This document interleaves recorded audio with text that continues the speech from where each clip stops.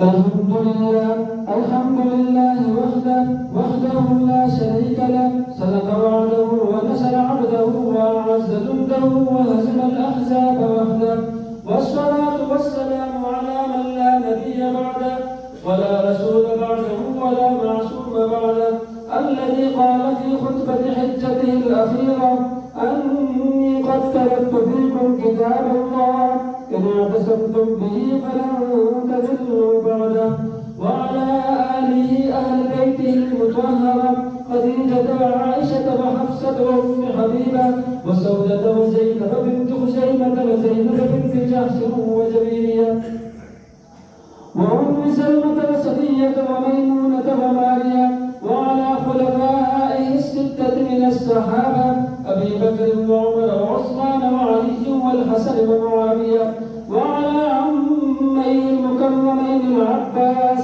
أسد الله وأسد رسوله سيد الشهداء حمزة، وعلى بناته المكرمات زينب ورقية وأم كلثوم وفاطمة، وعلى كل أولاد بناته علي بن أبي العاص قاسم وأمامة بنت أبي العاص قاسم، وعلى عبد الله بن عثمان، وعلى الحسن والحسين بن علي المرتضى رضوان الله تعالى عليهم أجمعين إلى يوم القيامة.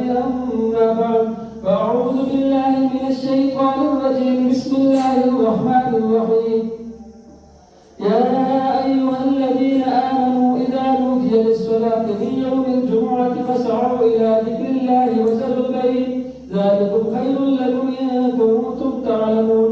اذكروا الله يذكركم وادعوه يستجب لكم، ولذكر الله تعالى أعلى وأولى وأجل وأتم وأهم وأعظم وأكبر، والله يعلم وأنتم لا تعلمون. صدق القدس والمقدس.